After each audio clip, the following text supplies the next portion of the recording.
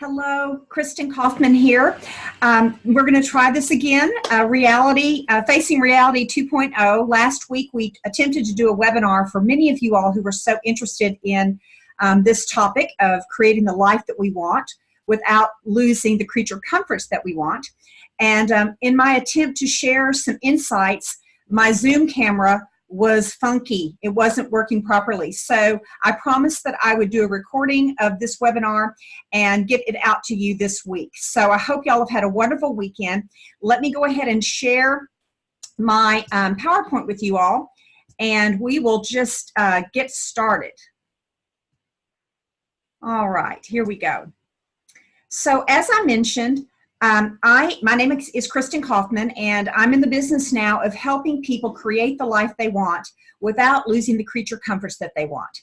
And I think so many of us have realized that we are not where we want to be in our lives, or perhaps we're not happy in our jobs. Maybe we are happy in our jobs. We're not making the amount of money that we feel like that we need to. And we just are asking ourselves, is there another alternative? Is there another way? And so I think it's our sacred responsibility to look the tiger in the eye and to consider all options when we are trying to create the life that we want. So this may or may not be you, but in researching the situation as we know it today in the world, there are some truisms that are universal truths for all of us. This may or may not be you. So if it fits, try it on. If it doesn't, that's okay. But 1 in 3 of us have less than $10,000 saved for retirement. I coach individuals every day in my other business, and many of them are making, 6- and 7-figure incomes, but yet they are literally living high, and we call that high cotton where I'm from. They're living in high cotton, and they, they're not saving the amount of money that they need, and they have found themselves in a spot where they are not ready for retirement. So the reality is 1 in 3 of us literally have less than $10,000 saved for retirement. The average cost of college tuition for those of us who have children is well over $35,000. That was in the year 2018. It's going to do nothing but increase over time. Many of you all may know that I lost both of my parents this past year.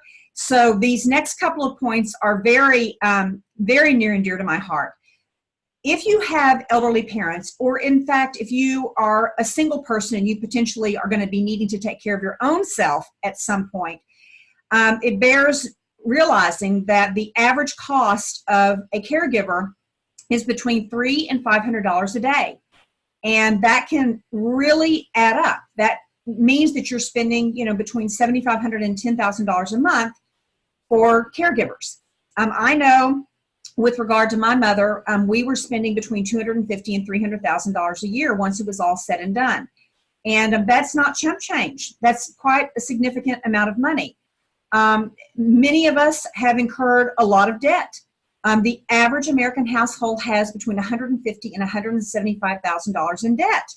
And again, most of that is primarily tied to a home mortgage, but many of us have, between $35,000 and $50,000 of personal debt with regard to student loans, auto loans, credit card debt. We've just gotten ourselves into a situation. And the harsh reality is, if you do want to retire, let's say at age 65, most financial advisors will say that you need to have, on average, 12 times your annual household income saved. So for example, if you're making $100,000 a year, you need to have at least $1.2 million saved. And that's not taking into account the long-term care that you potentially will have, or some really difficult medical diagnosis. It bears noting that the number one reason people go bankrupt today in the United States of America is medical expenses. Getting some catastrophic medical diagnosis or some catastrophic accident and needing to take care of those expenses is the number one cause of bankruptcy. So, net, the cost of everything is going up.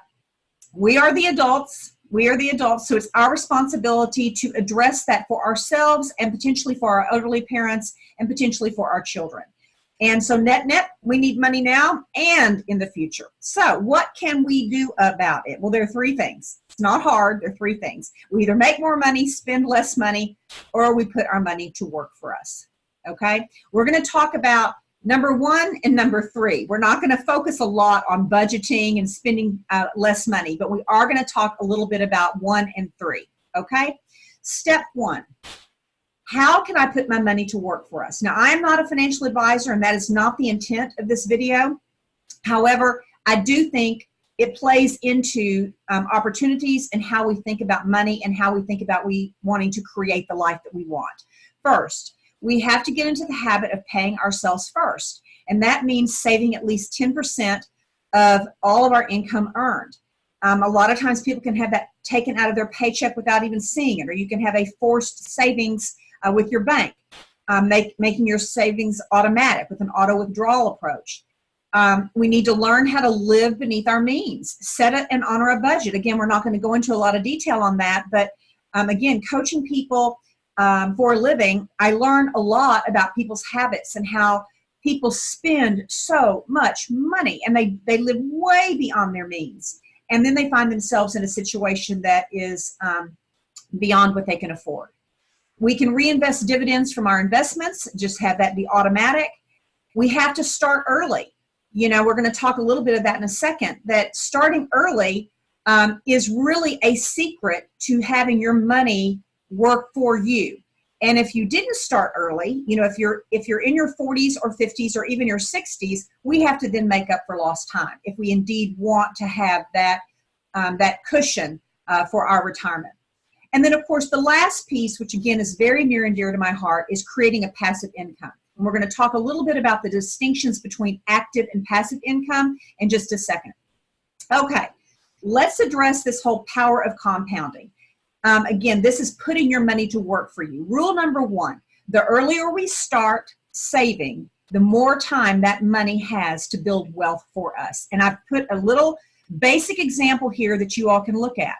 For example, Amy, she began investing $2,000 a year at age 21, and she did that for 10 years. That's all. She did it for 10 years. At age 65, that amount at an 8% growth rate was worth right at $500,000. Susie, on the other hand, began investing the same amount of money, $2,000 a year, at age 31, so 10 years later, and she did it for 34 years. At age 65, at that same percentage growth rate, that amount was worth right at $375,000. So do you see the distinction? You see the distinction? Amy contributed only $22,000 to her nest egg over the course of a 10-year period, and it grew to be right at $500,000. Susie contributed $70,000 over the course of 34 years, and it grew to less than that. So what is the big takeaway? You want to start early. Okay, so you say, gosh, Kristin, I didn't start early. Now what do I do? Well, we have to make up for lost time, and there is still plenty of time to make it happen for you. An example, Jennifer invested $2,000 a year, 21 to 31, right, for 10 years, and it equated to that $492,000. Betty, on the other hand, didn't get started early enough, so she just had to save $650 more a year for 34 years, and she equated to about the same amount of money. Bottom line is, it's not too late. The key is to start now if you want to put your money to work for you. And again, my suggestion is hire a financial advisor. I certainly have one. They have helped me so much in creating that nest egg and also telling me what more I need to make to have the lifestyle that I want when I retire. Okay. Gosh, Kristin, I can hear some of you saying it already. I don't have enough left over. I don't have enough left over to save. I mean, I'm eating hand to mouth. What can I do? What do you suggest that I do to make more money? That was that point number 1 when we started off. The days of one revenue streams are over, if they really were ever relevant, to be honest. The days of making money only one way are obsolete. The days when our grandparents and parents had that one job and they had it for 40 years and they, clicked up the ladder and they saved up some amount of money and etc. That one revenue, one job kind of modality is really obsolete thinking. The world has changed. The economy has changed. And the one big thing that has benefited us in our generation is the internet. The internet has opened up an entire new avenue, multiple avenues of how we can make money, both actively and passively. Okay? So those are some thoughts that I want us to think about as we move forward. Okay. So Kristin, I'm in it. I want to know how to make more money. Okay. Couple of thoughts on this. First, multiple streams of revenue are critical. I personally believe that we need to have between 6 and 10 streams of revenue. Warren Buffett had 40, right? Having just one revenue stream, if you lose that revenue stream, then you're caught flat-footed. So you want to be able to have some diversification in your revenue, okay? There are 2 basic ways to create revenue. One is the old-fashioned way that most of us know about. We call that active revenue. These are revenue streams where we actually are delivering or selling a product or service for a fee, okay? Think standard 9-to-5 jobs, lawyers, doctors, real estate agents, teachers, nurses. You know, that's what most people are familiar with, which is a very, very relevant way to make a living. Most of the times, if you're with a corporation, you get their benefit structure, you get their health care coverage. So there's a lot of benefit in having an active revenue stream. I'm not saying, you know, give up your active revenue stream, but I'm saying that's one way. The other way that I think has so much relevance, especially given that we have the internet to leverage, is passive revenue. Now, these are revenue streams that may require more upfront time and effort to get them solidified, yet they will bring a residual income stream for a period of time long after we have stopped working that hard.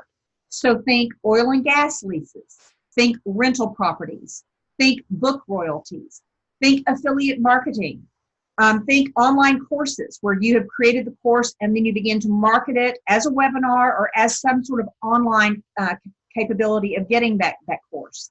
Of course, the investment dividends, which we spoke about a minute ago, and multi-level marketing, direct sales businesses. Those are some ways that you can actually augment an active revenue stream by adding passive revenue streams to your portfolio of income.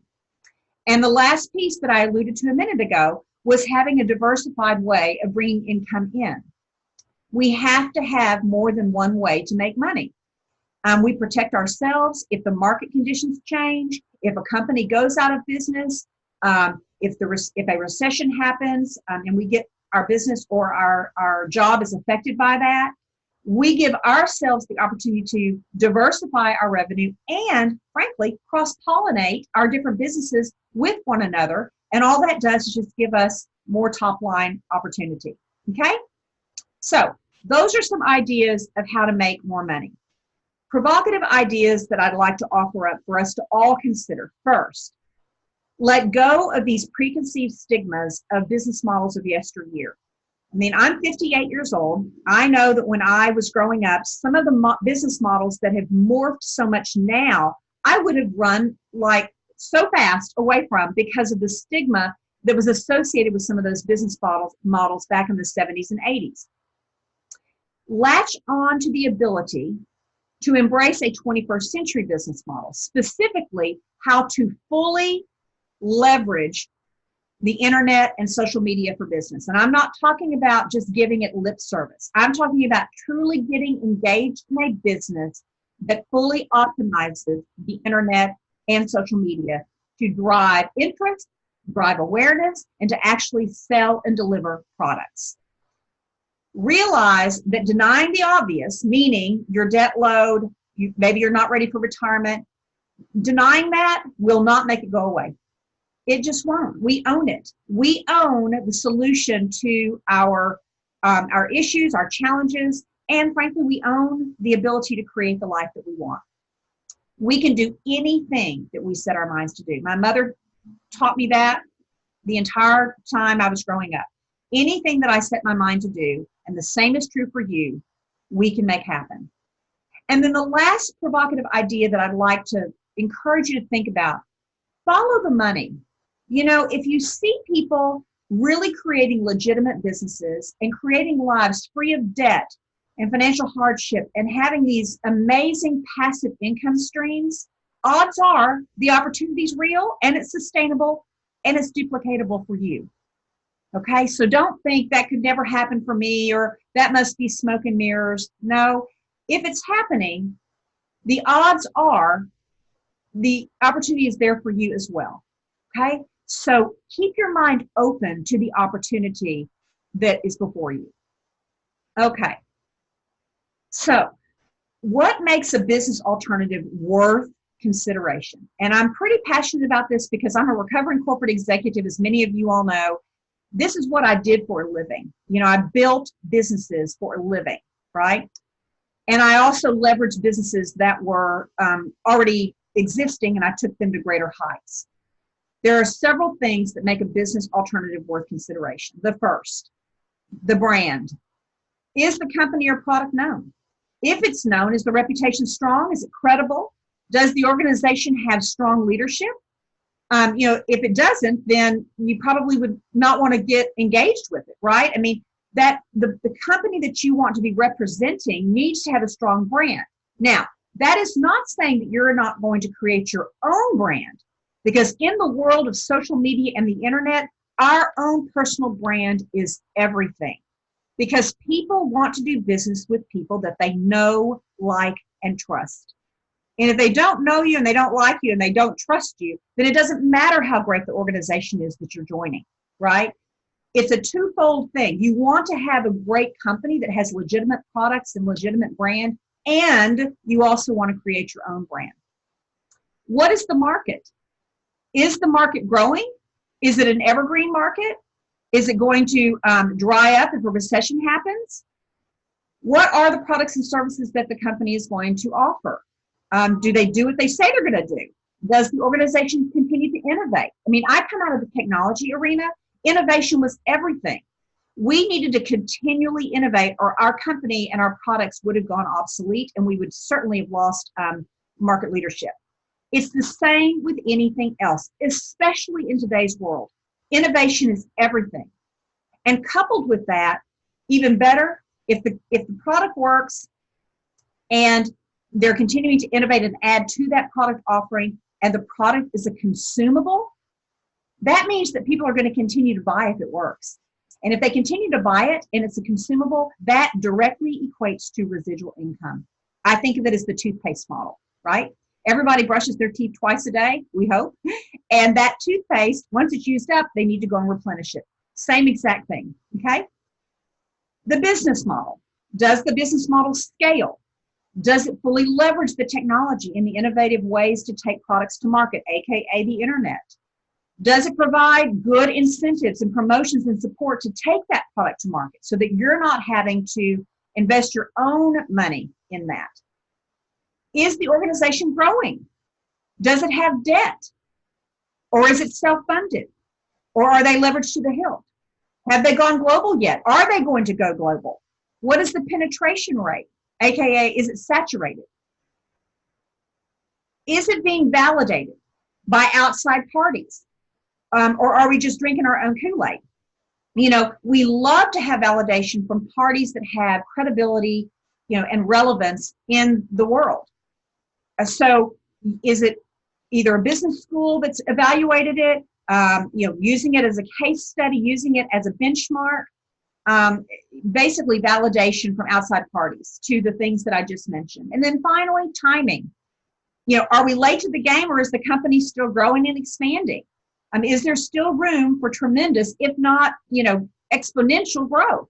If it's just marginal growth, then do I really want to get engaged in that, or do I want to get in on the ground level when the company is just starting to take off and to increase that momentum? So those variables and factors, from my perspective, are what makes a business alternative worth considering. Which brings me to the opportunity that I'm a part of, and the one that I think many of you are interested in hearing about.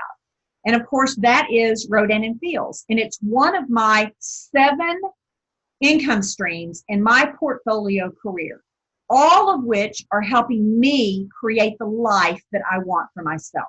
Okay? The brand. Rodan and Fields actually is being brought to market by the creators of Provocative. Anybody who has a child or a teenager at one point knows about Provocative. Provocative was a multi-billion-dollar company that Doctors Rodan and Dr. Fields sold to Nestle a couple of years ago.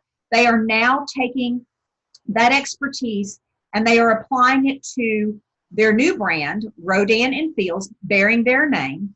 And it's a very credible name. They are practicing Stanford-trained dermatologists out of San Francisco. So they have a very reputable following.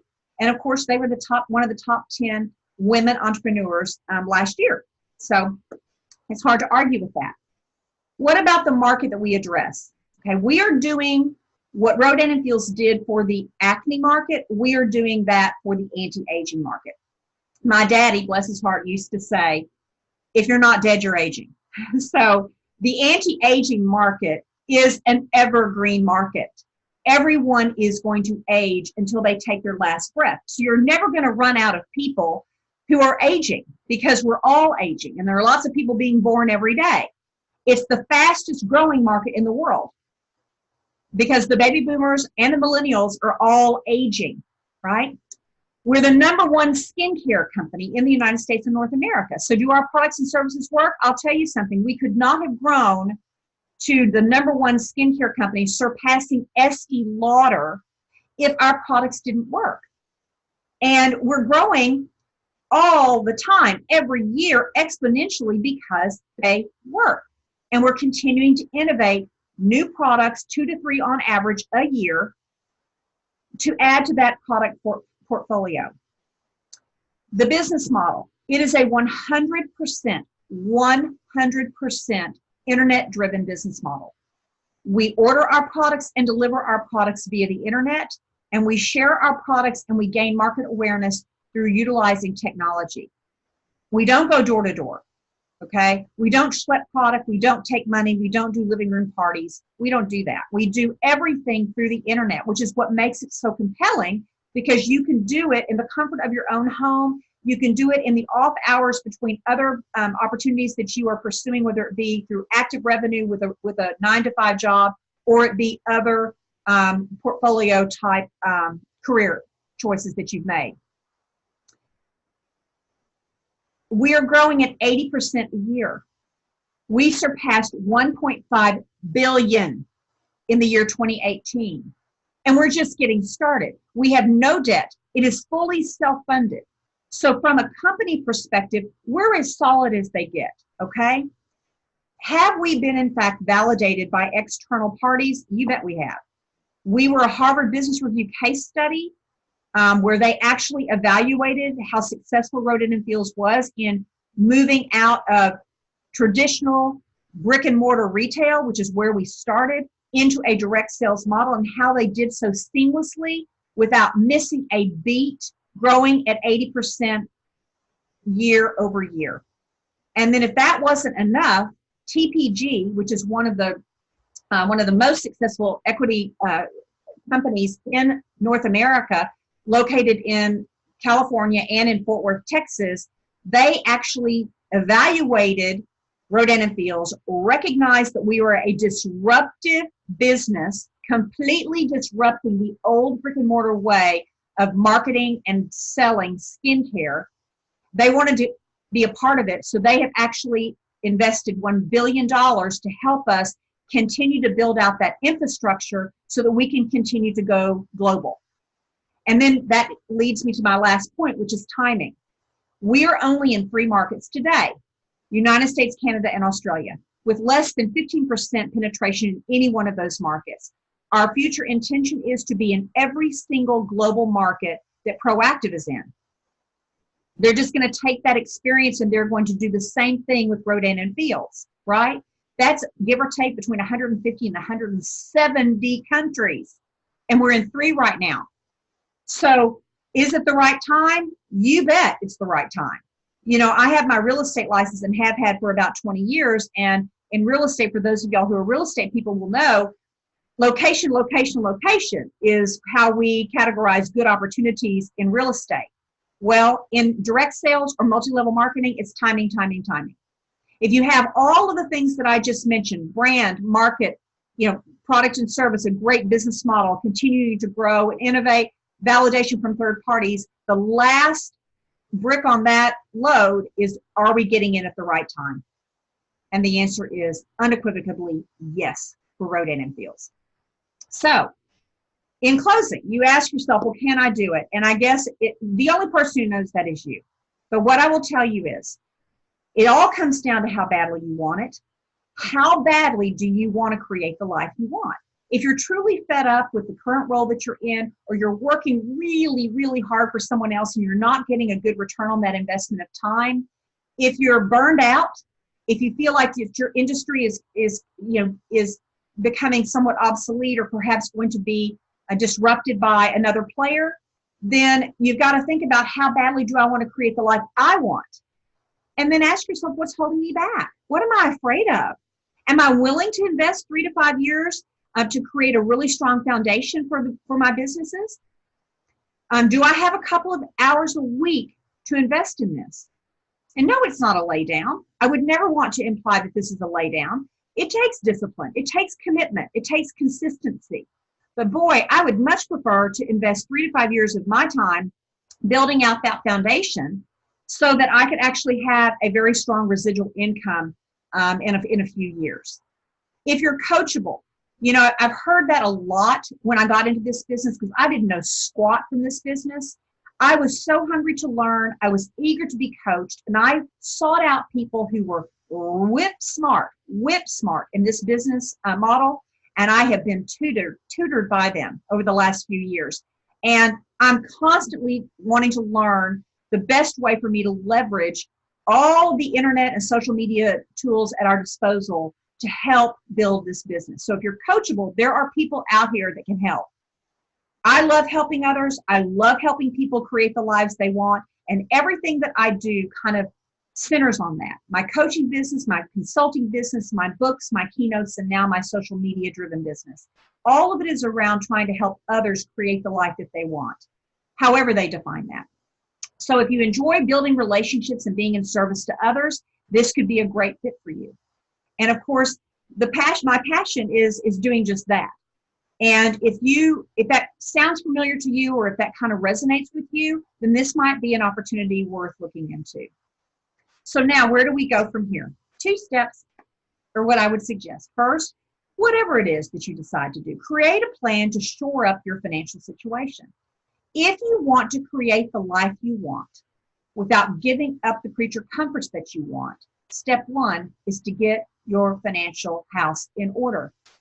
And then number 2, if an extra $1,000 or $10,000 or $100,000, and yes, that is absolutely possible, would help you and your family, I highly encourage you to investigate ways to make that happen.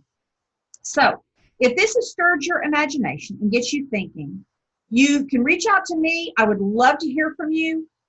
Just reply to this email. You can go to my website, KristinKaufman.com.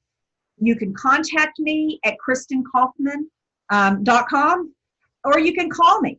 And I will post my phone number in the email to which I'll be attaching this video, and you'll know how to get a hold of me. But I would love to get you started. I would love to help you create the life you want without giving up the creature comforts that you want. And with that, make it a great day. I look forward to hearing from you. And let's just put our heads together and help you build whatever it is that you want to build for your life. All right, make it a great day.